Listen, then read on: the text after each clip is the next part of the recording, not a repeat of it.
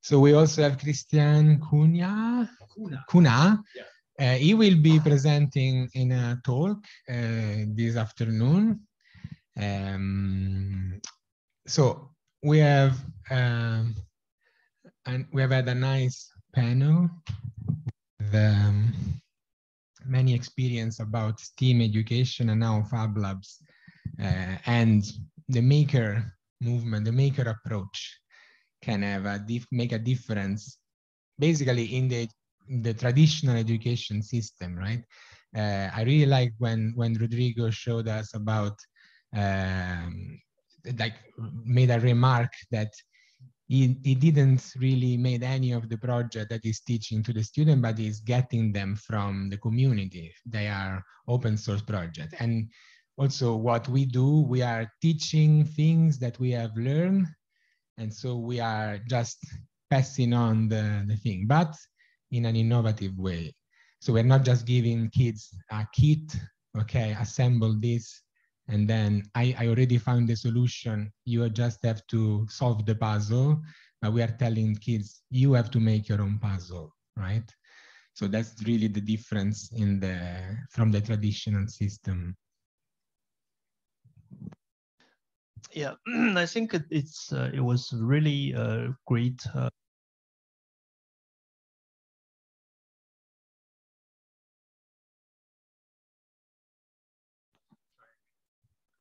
Hello. Okay. So yeah, it was really great talks during in the morning, and I think. Okay.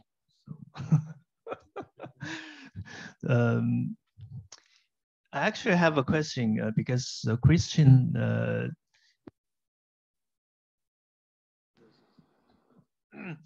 So I think Christian is kind of new to the Fab Lab. Well, he actually set up the labs in Adidas, the Maker Lab.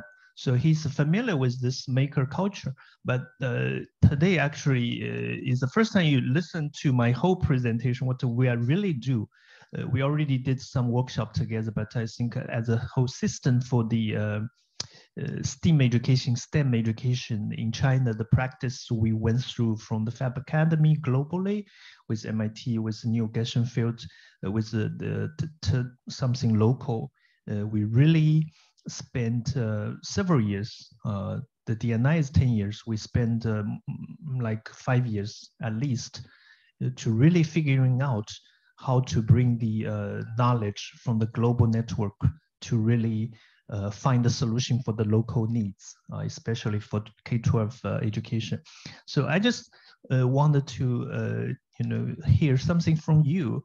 What do you think about, what we did, and from the some of the amazing people shared this morning, how you look at the future education in China, in Asian, and also in the global context? Yeah.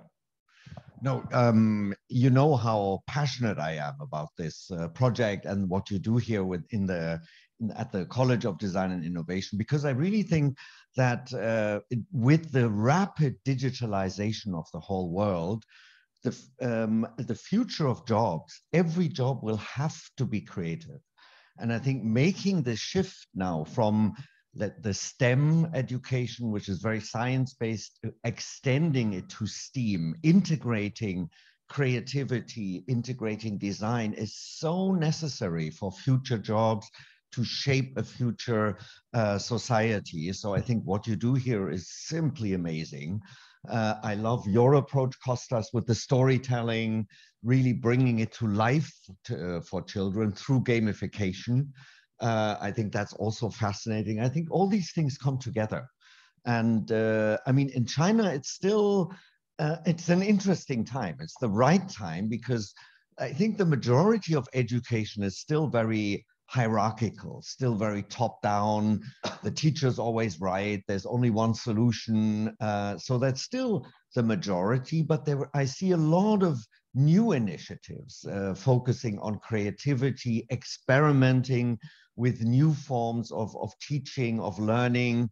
I mean, creativity has become part of the Gaokao already, which I think is a huge step forward. So I think the governments is aware of that and really doing something here.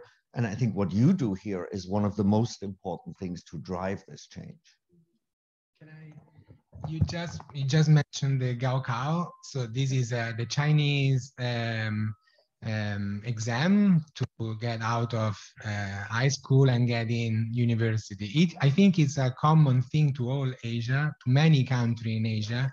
They have this kind of system where your life basically depends on your score in the high school exam. And even before the score in the exam will make you get into maybe a better school and so on. So sometimes when we propose to parents or to school principals, we propose STEAM education, use the Fab Lab, digital fabrication, this different approach. They ask, okay, but how can this help my student to pass the Gaokao or to pass, I don't know, in Japan or in Korea, to pass the final exam? So I think that, I don't know, but I think that maybe we are making a much longer shot kind of work in which eventually we are going to change the complete system based on this. Yeah, can I just add something? Because I also think I have a lot of very young Chinese friends, and I also see a tendency that a lot of them now consider doing alternative education and not following the pressure 996, getting into the grind here, but really doing their own thing, focusing more on creativity, opening their own little shop, going to a different city where life is calmer. So really bypassing the system and really focusing on their own community work, on their own business. So I think this is also an interesting trend where creativity and making plays a more, let's say, democratic role in giving people a chance. So, can I just use this one? Yeah, adding to that, I think it's adding on that, I just continue to share a little bit inputs from Chinese government and the movement. China went to rapid changes, and recently, because I shared the double reduction policy, I maybe forgot to mention another movement in Chinese education system that emphasize the promote the vocational school education. Half students after their high school, they probably go to the vocational school. It's still in the transitioning process, but you can see a lot of big difference in the changes, and so that it's bring a lot of new opportunity. Of course, it's very challenging from the old evaluation system towards something very new, not just based on the exams and the scores, but also, you can see clearly the policymaker from top down already make some big steps and progress.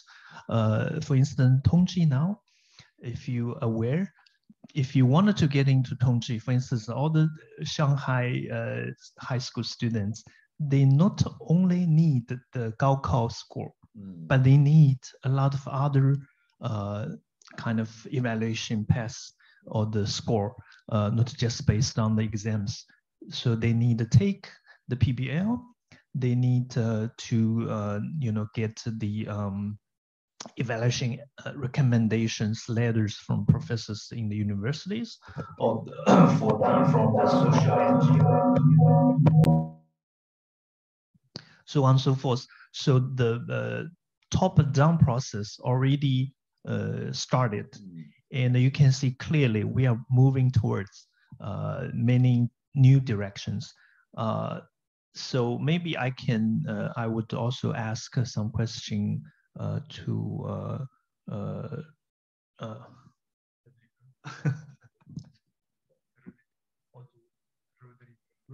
Rodrigo.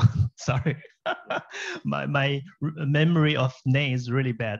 Rodrigo and Rico. So if you can share some of the ideas about, I know maybe you are teaching in the international school, but what is new changes maybe happening in Seoul, in Korean, and in Japan? I think it's I think the next generation, that's a totally new world, and I think the education pathway and system and the evaluation will be totally changed and reconstructed. Rodrigo? Sure. Well, what I can speak for is my own personal experience, that it's, well, our school is based on the Ivy curriculum. So basically our students are just getting prepared to go to universities, and the competitiveness, it's insane, unhealthy sometimes. But I think it's not only our school, but in general, Korean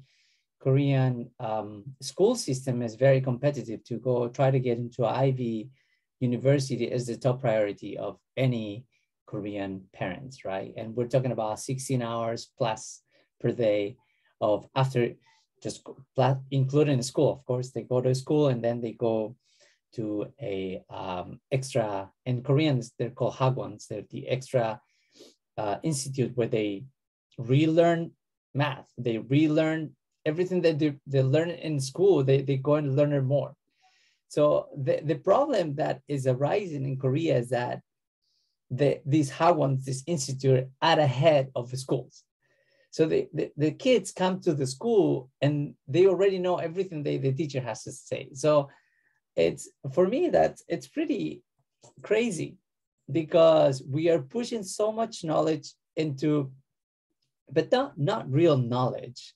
They're pushing so much memorizing content that the students are overwhelmed, and they don't really know what to do with it. So, and the way I approach this, because I work with a lot of international teachers. So a lot of England, the US, international students from Europe, and then we have from Australia. So we have a very big variety of teachers. And then we have the design and technology teachers that I work very close with. They just discovered this Fab Lab and all the community and all the content that we have, and especially Fab Academy. So my role right now in school is trying to bring Fab Academy to the school to teach the teachers, to train the teachers for them to apply more practical knowledge. And the way I talk to parents to tell them that that what we're doing is kind of like we are ahead of the game in that sense, is what Neil Gershenfield, the director, the ex-director of the Center of Beats and Atoms and MIT, and our mentor of all of us, he says this digital revolution in fabrication is happening whether you like it or not. It's like a train is going past through, and it's changing the way how we do gaming, community service, education, and it's gonna pass whether you are in it or not. And we can see it already that these big companies like Tesla or like Elon Musk and Microsoft, they're not hiring people based on curriculums anymore, and I have a certificate that says that I know how to do something, but these people come with a repo or a website showing a bunch of projects that they've been developed for the past, 10 years. My son is 7 years old, and he already knows how to do a little bit of code, and I will eventually teach him how to put that online and say, okay, what's your experience in code? And he can just share his website and show this is all the project. This is how, even personal stuff, like this is how I learned to do snowboarding with my dad when I was 10 years old. Or this is when I created this kind of project. I think that's gonna be the next future. So the question for us as educators is how can we prepare our students for a job that hasn't not been invented yet? And the fastest way that we can influence our students with all these soft skills that the computer cannot replicate, like even sharing, compassion, empathy, teamwork, resilience, are instructed in the DNA of the maker community, makerspace, and Fab Labs. That's what you kind of, I do highlight to the parents. And it's pretty far, it's been working for me. Thank you. It's very, very good thoughts and inputs. I think it's not just the kids from Korean, from China, from any single country and place. It's actually for the whole next generation.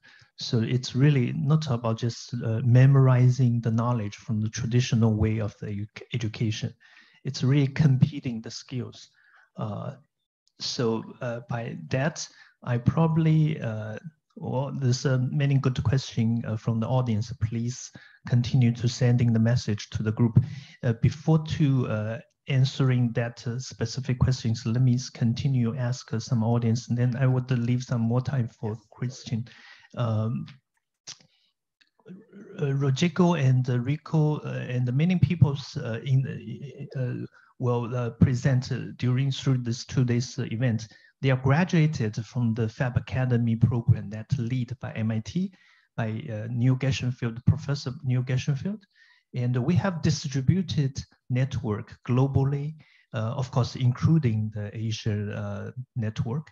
So we're sharing the learning, we're sharing the knowledge, we're sharing the open sourced the documents online. So that is very cozy, very friendly, family kind of like the network. But this they just not within one place. They are all anywhere in the world. They can be Barcelona, can be Indian, can be just village that you can simply connect to the internet. By that, actually, we can learn from the system that how we can help. For instance, right now in China, we have huge amount of needs from all around China, and all the schools, they want to jump into the innovative learning and innovative STEAM education, but physically we only can help in Shanghai. Even some of the district in Shanghai, it's very far away, 2 hours away. We cannot reach them. So how? So my question is, Saverio is graduates from the Fab Academy. He worked in Shanghai for almost 4 to 5 years, and he had got a lot of experience to bring the knowledge from the global network and to really help the local curriculum and set up labs for schools and so many different places. So what do you think, how we actually can further bring more people, more knowledge from the network and help the local? I think the mechanism, how we will develop for the next step. Then the next question to Kostas is similar. What do you think, how we can scale up the AI course in China? I think that the material is already there, right? You just need to download it. I always like to say that the reason why Fab Labs have been so successful is that, yes, you have the material, you have the open source design, you can go and you can access them. But if you cannot make it, if you don't have the enabling technology to do it, then you say, it's a beautiful project, but I cannot make it. And the Fab Lab, you have the same tools, the same machine all over the world. So a project that is done in Barcelona, I can make it in Shanghai. And a project that I made here, someone else can make it on the other side of the world, because you have the same tools, the same access to the same technologies. And so this, the thing that this takes with it is that the next generation, the next design that we will make, yes, we will make them open source, we will make them available for everyone, but we will design things in a different way, in a way that can be made in every local Fab Lab around the world. You don't go just buy something and it's made somewhere, maybe in China and shipped from the other side of the world, but you download the design, which is made for fabbable. It's a fabbable design. You download it from China and then you go in your local Fab Lab and you make it.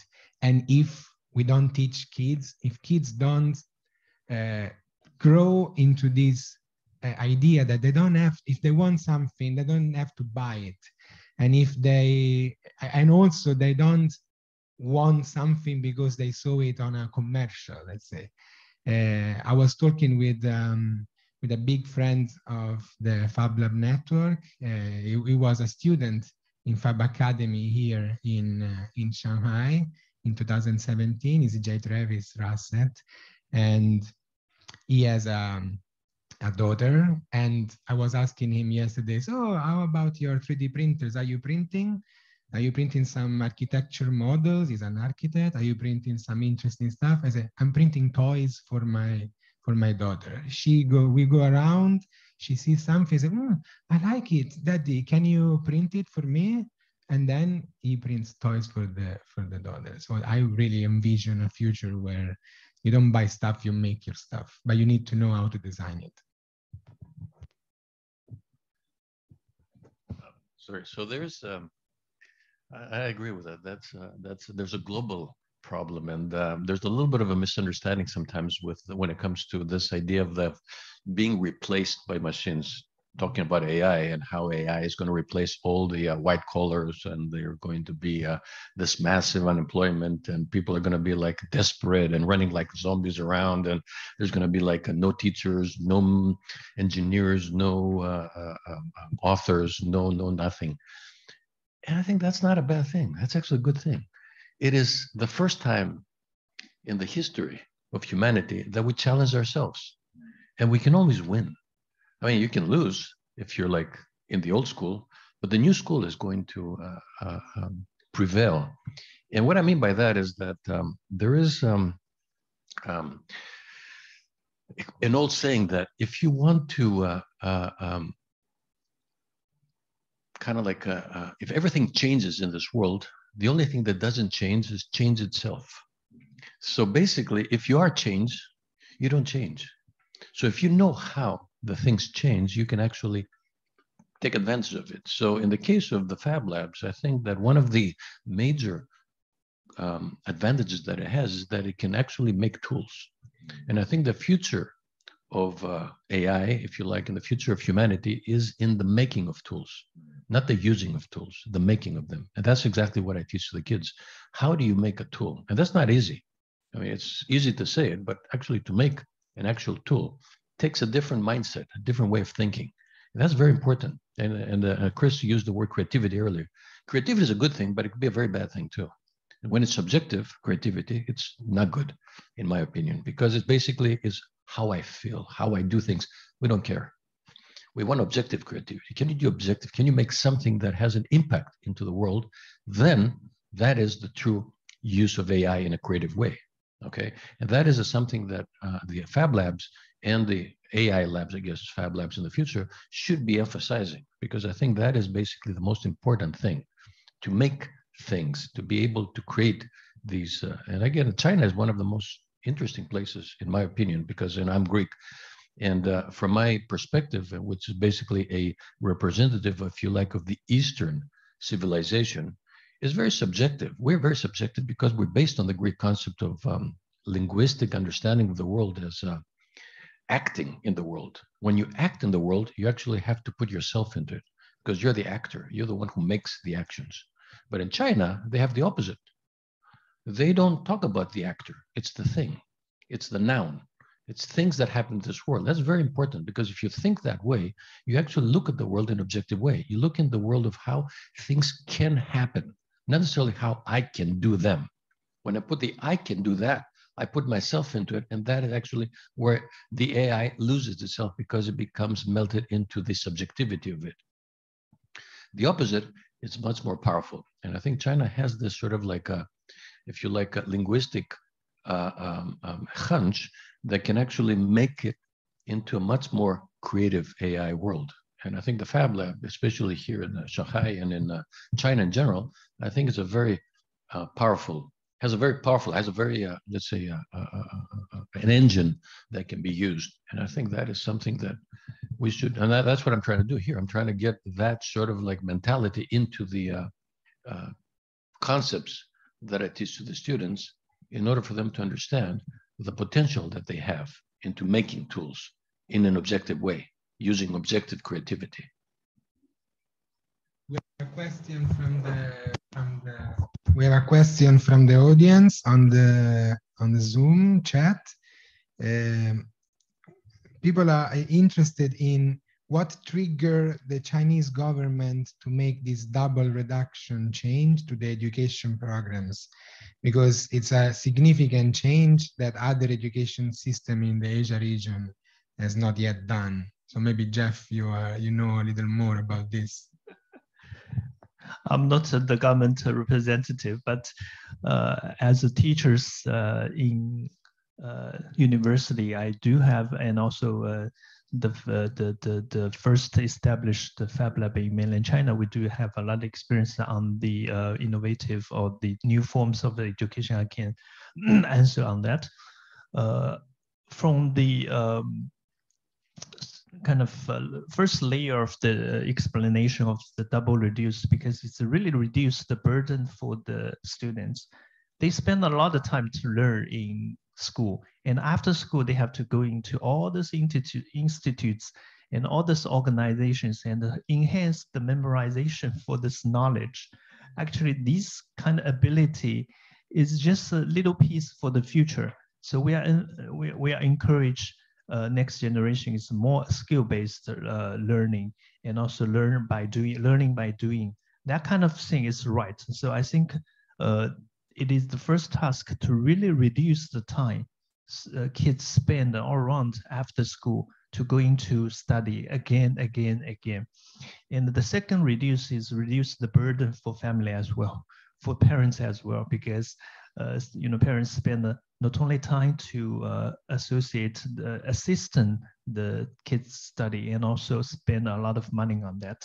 So nobody dare to have the second kids and the third kids, which is Chinese government also encouraged to have new couples to have more births. That's just very first layers of understanding. But if we dig it deeper, because Fab Lab and Tongji University, many other universities, and somebody already have this true understanding of the education. They all know something wrong. So policy making, from the government point of view, they just try to make something basic. At least they can reduce, they can free kids' time to do something else, which is more important than just memorizing the knowledge. So we can clearly see recently, many kids after school, they can jump into the lab, they can do whatever they like, and the parents finally can get some time to look around and figuring out what's the real future for their kids. So they look, they are rethink about the education themselves. Otherwise, they don't have time. They always, waste all the time just send the kids to the after school program. Then I think this is a big chance for us, because I said earlier, billions needs from the parents, from the school, from the all around the place. They wanted to have the curriculum, they want to have the material, they want to build the lab. But for us, we only have very small team, plus external professors and the helps from just a small circle. So that's why I bring this topic to the network, Asian network, global network. especially in the Asian network, because we are within just 2 hours difference time zone. It's much easier than if we connect to the United States. That's totally opposite the time differences. So why we test first? Because we did something with Rico in Japan, Taiwan. It's possible. Actually, it's really possible. And during the session, Rico and one of our local instructor, Nicholas, they cooperate together to develop this course telescope. Fold scope. So that is a beautiful piece of class material that is, doing the bio technology. So that is something we started, and I really wanted to have more people coming because we are very familiar with the distance teaching and the learning, which is from the Fab Academy. And that is the mechanism we can really bring to what we are doing right now. The growth of needs, the growth of needs exponentially, and how we can do it. So we have to really work closely. That's my response to this question. And final remarks. Okay. If you want to say. Yeah, 2 points I would like to add, and I'll try to keep it very short. So coming from the original question, how do we scale the Fab Lab? And, I teach at the Alibaba Business School, and I think the model of the Taobao villages, how Alibaba scaled e-commerce throughout whole China in a very short way by empowering local people to participate over digital platforms could be a model which we can also follow. I mean, we can then work with Kostas to say, can AI teach that on a larger scale? Could AI be the next teacher to teach millions at the same time if we don't have enough people to do that? Or in a collaboration, human and AI?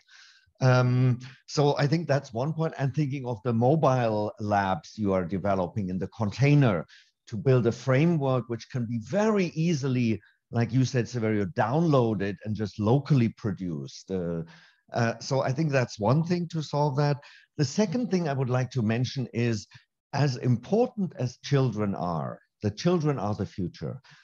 My point is also that we should, I think, look at the older people, look at the families and children, the parents, but also especially the older people, because in a few years, by 2050, the older population over 65 in China will be over 25%.